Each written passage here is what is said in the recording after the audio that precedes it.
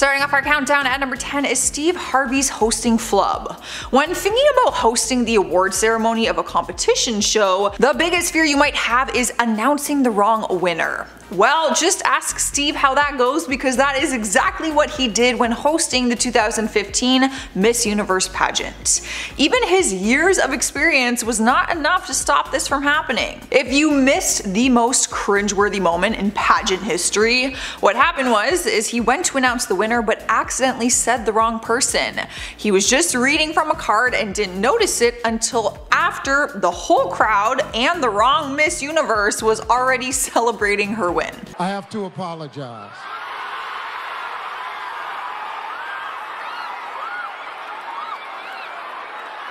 He then had to announce to everyone that she wasn't actually the winner. He came under a lot of fire for the mistake, and people were even booing him while he was on stage trying to fix everything.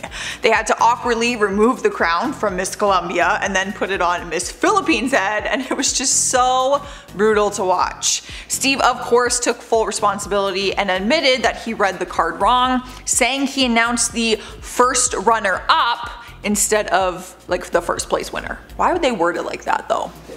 Like that is like asking for a mistake to be made. Moving on to number 9, we have Jennifer Lawrence falls down. No one wants an embarrassing moment to happen to them at one of the biggest award shows in the world, the Oscars.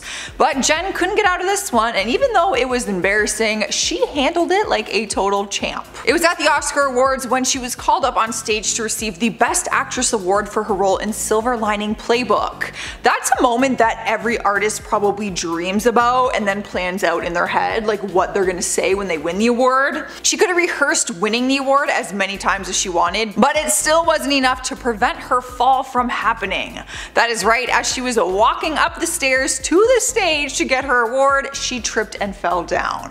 She ended up just staying on the stairs for a few moments, like just laughing to herself and covering her face, probably thinking about how she's gonna react to that. After the award, she explained what happened and said that she remembers her stylist telling her to kick and walk, meaning kick the dress out while you walk, and she got distracted and forgot. The dress tucked under her feet and she went down. It was kind of game over from there. Sliding into number 8 is the famous Chrissy Teigen meme. Now, if you ask me, becoming a meme wouldn't be all that bad. I think that really shows you made it. Well, Chrissy is the queen of memes after her face turned into one of the biggest ones in the entire world. Even without showing the picture, you probably already know which face I'm talking about because it's known as being the meme face now. No one else could laugh it off the way Chrissy did, who is always a good time when it comes to the internet and what people have to say about her. So why did she become a meme though? Well, during the 2015 Golden Globes, her husband, John Legend, was on stage performing one of his love songs that he wrote about her. Of course, the camera was on her so we could see her reaction to this performance, but it seemed to just catch her at a really bad moment. It was supposed to be this beautiful and romantic moment, but when the camera caught her, it looked like she'd smelled something like really bad and she looked absolutely disgusted.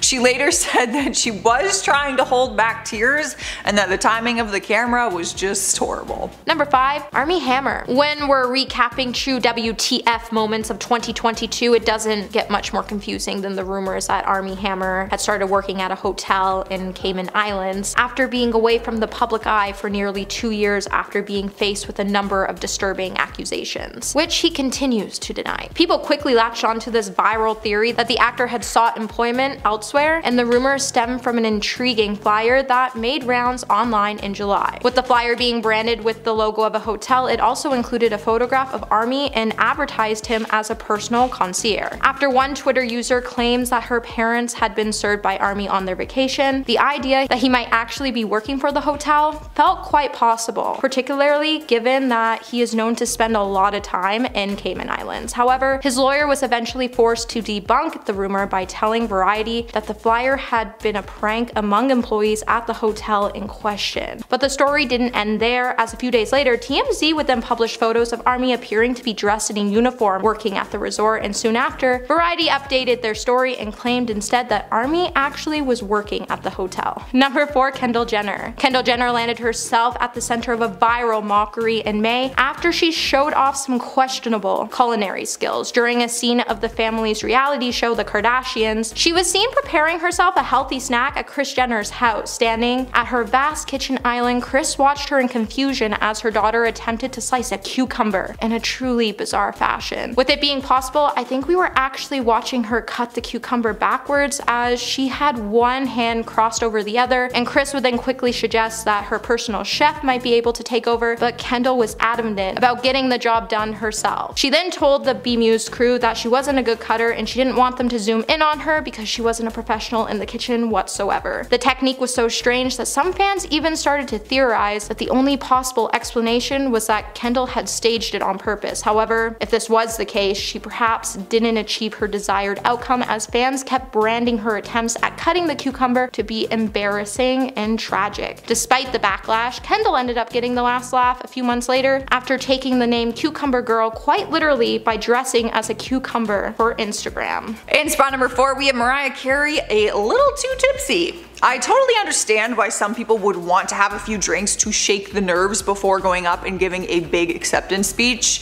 I would probably be wasted.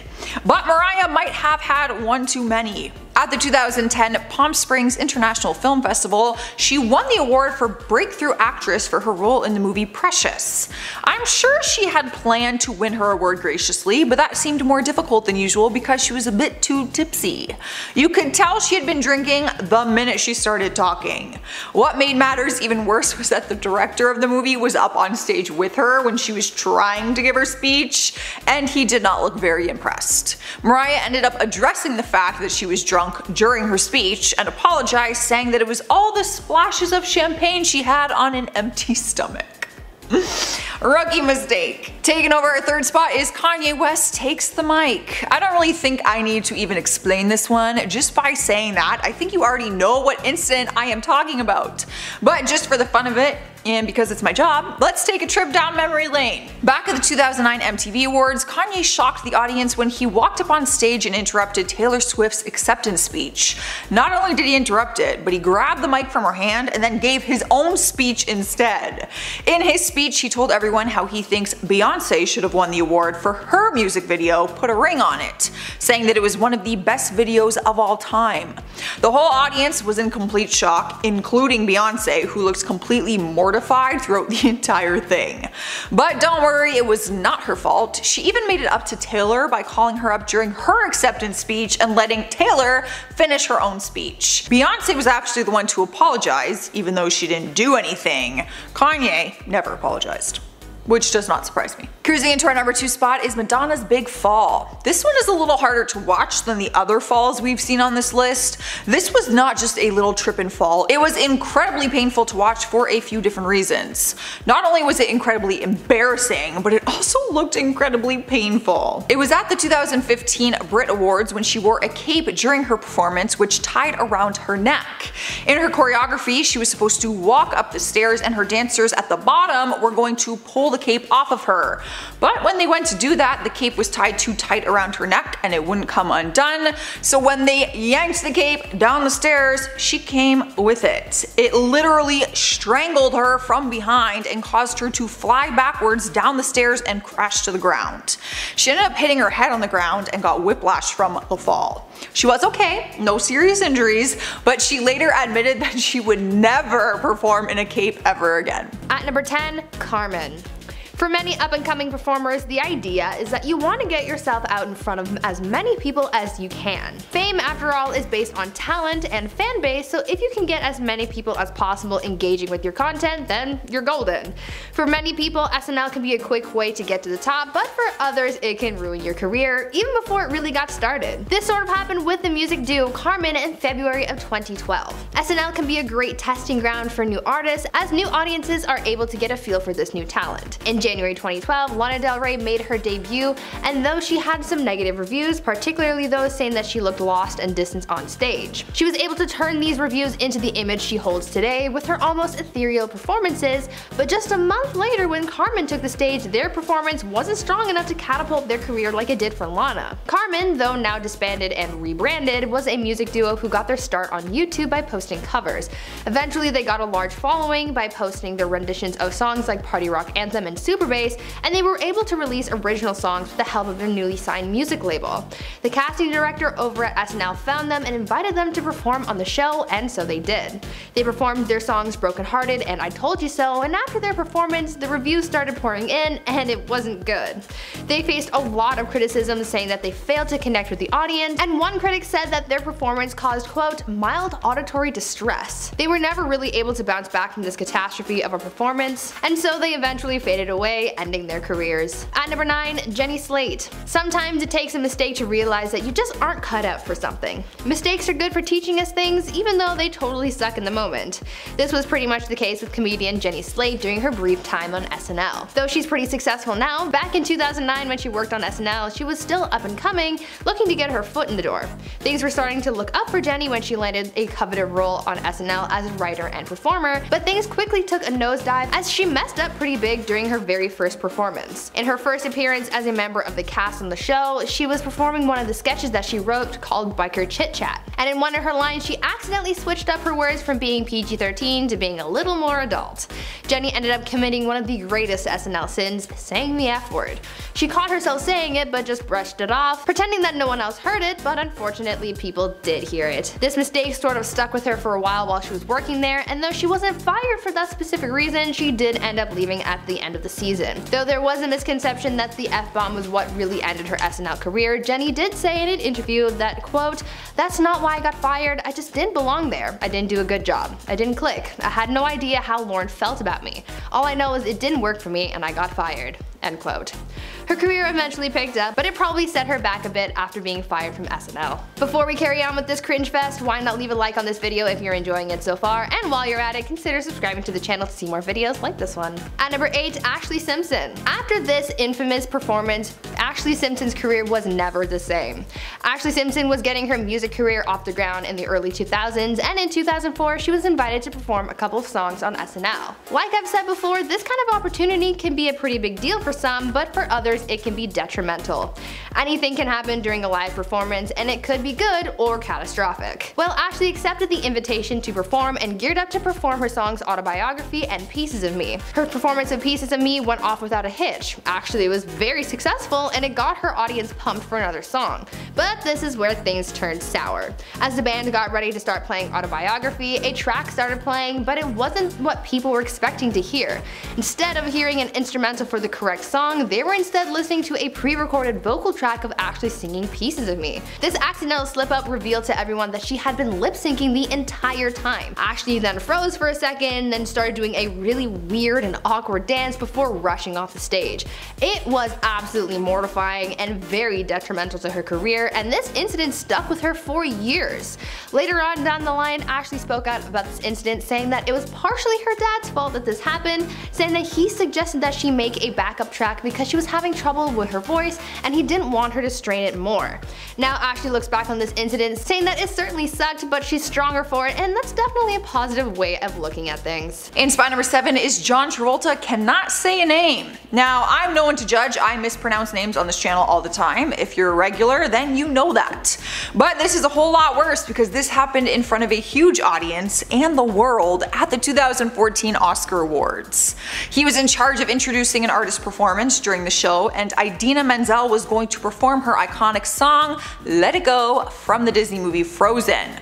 But when he went to announce her performance, he said a totally random name, Adele Dazeem, and it left people super confused and slightly embarrassed. More than slightly. Good news is she went on to win the Oscar for Best Original Song. He apologized to her after the show, and the two of them went on to make a joke out of it at future Oscar award shows. So it all worked out in the end. At number 2, James Franco. Back in 2017, a mini stunt in a skit went wrong on SNL. James Franco was playing a part in a holiday-themed skit where he was wrapping gifts, and his character cut his finger pretty badly and it was gushing blood. As part of the bit, he put his fake bloody finger in his mouth and his mouth filled up with fake blood.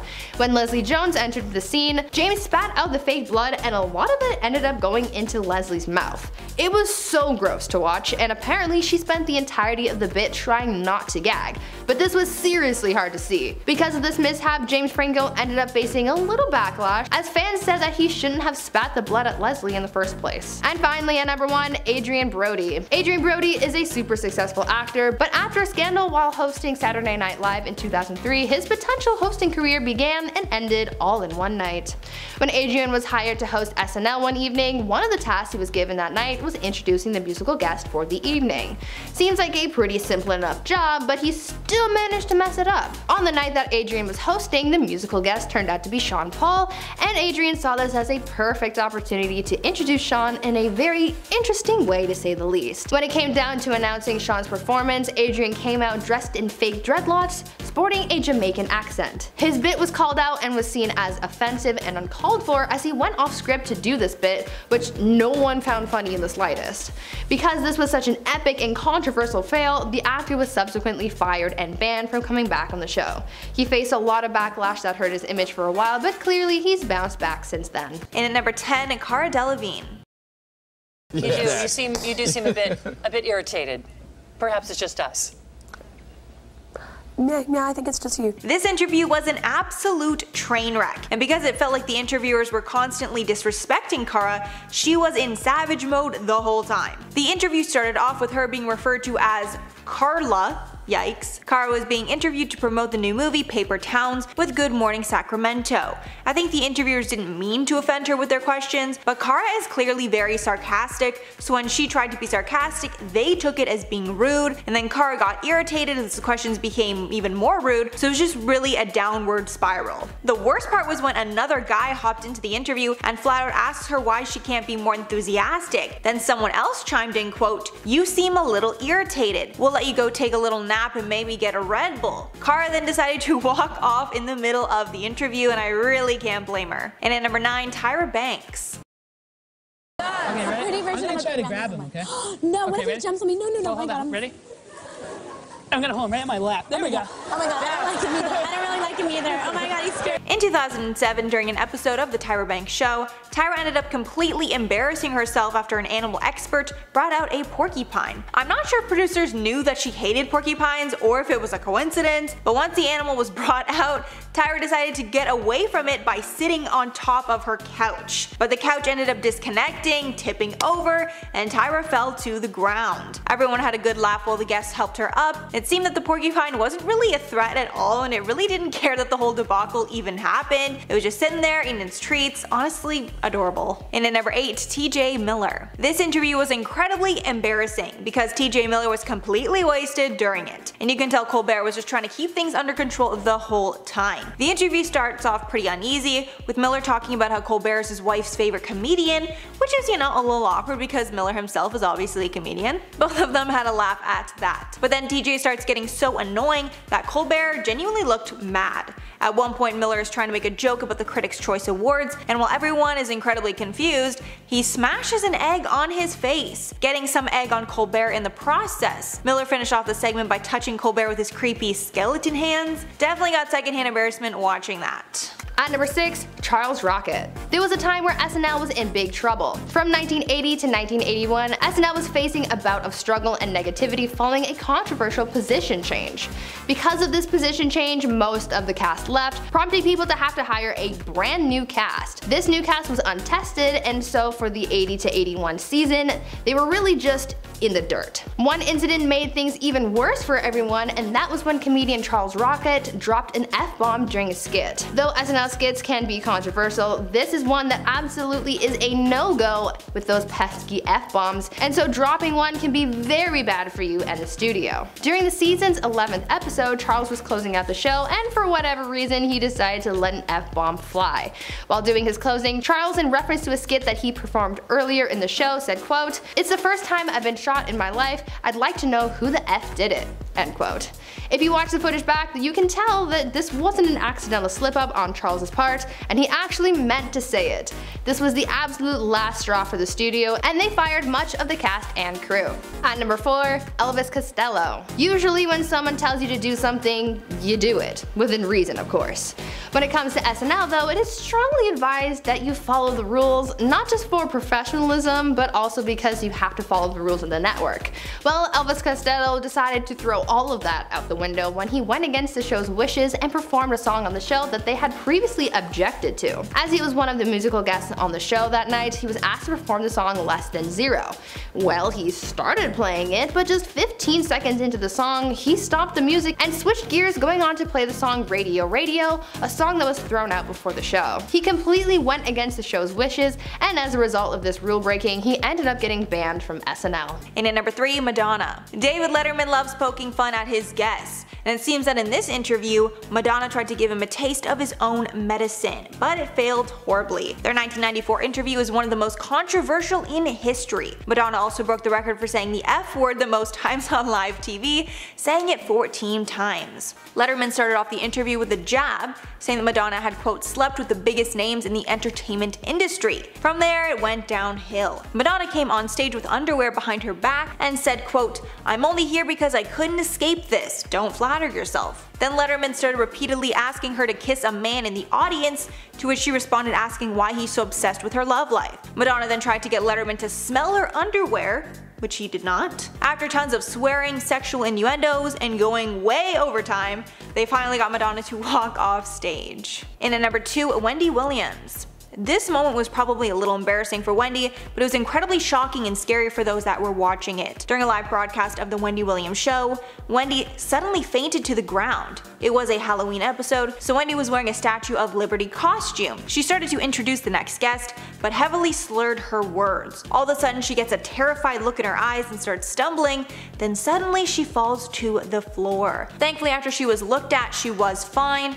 She continued filming the show. The next day she addressed it, saying quote, "I'm a 53-year-old middle-aged woman going through what middle-aged women go through, if you know what I mean. The costume got hot. All of a sudden right before passing out, I felt like I was in the middle of a campfire." Also adding that anyone who was trying to take her purple chair was gonna have to wait a long time. And finally, number 1, Jimmy Fallon. This one's a mix of embarrassing and endearing.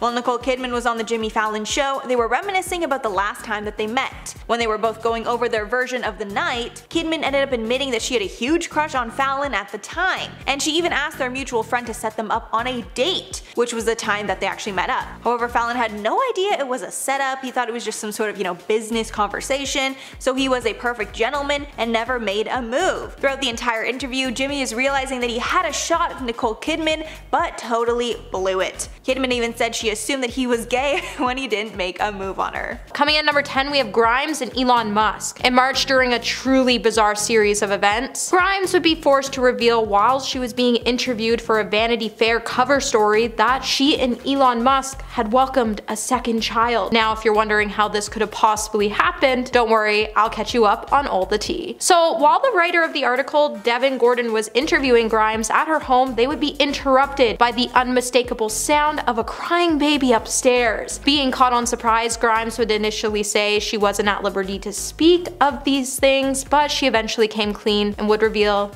the cries belonged to Elon's and her new baby daughter, named Exa Dark Sidriel, who they gave the nickname of Y to. But it was kind of strange that they decided to keep their daughter a secret, since when Grimes was first pregnant with their first child, it made headlines everywhere. Now, understandably, the writer would then proceed to ask why they attempted to conceal the baby from the world, to which Grimes would candidly admit, I don't know what I was thinking. And moral of the story is, if you're trying to hide a newborn, maybe you shouldn't do interviews at home. Number 9, Lady Gaga. After receiving a critical acclaim for her lead performance in A Star Is Born, fans were primed and ready to go for Gaga to tell us some more pearls of wisdom, as she was set to promote House of Gucci in late 2021, and she honestly did not disappoint. In the movie, which is based on the real-life story of the Gucci family, Gaga would star as Patricia Rajané, and she honestly set expectations high ahead of its release by revealing that she was left left with psychological difficulty and had to enlist help from a psychiatric nurse towards the end of shooting because she lived as Patrizia for more than a year. In January, Gaga would then manage to one-up herself by telling a story how she eventually departed from the character by explaining to W Magazine that she began to be followed by a large swarm of flies, which she believed were sent by Patrizia herself. Gaga would then go on to say, "I truly began to believe that she had sent them. I was ready to let go," while Patrizia is very much still alive and has made it clear that she is not Gaga's biggest fan. It still remains unclear whether the flies were sent under her instruction, and if they were, that's some next level, dark level of petty, and why would she choose flies out of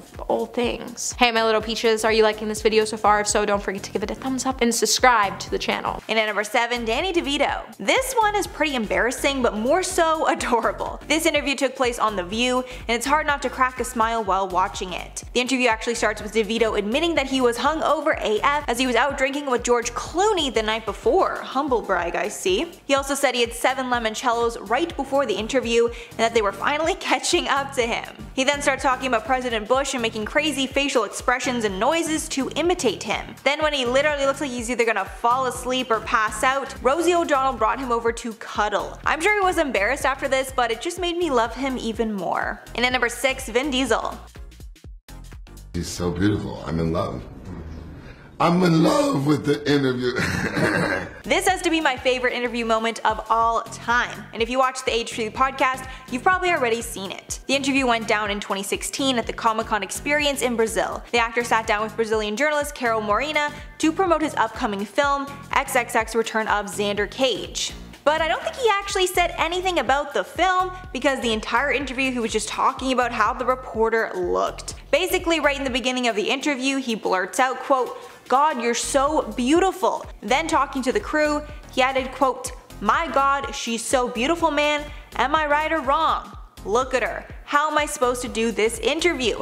Look at this woman. She's so beautiful. Talk to me, baby."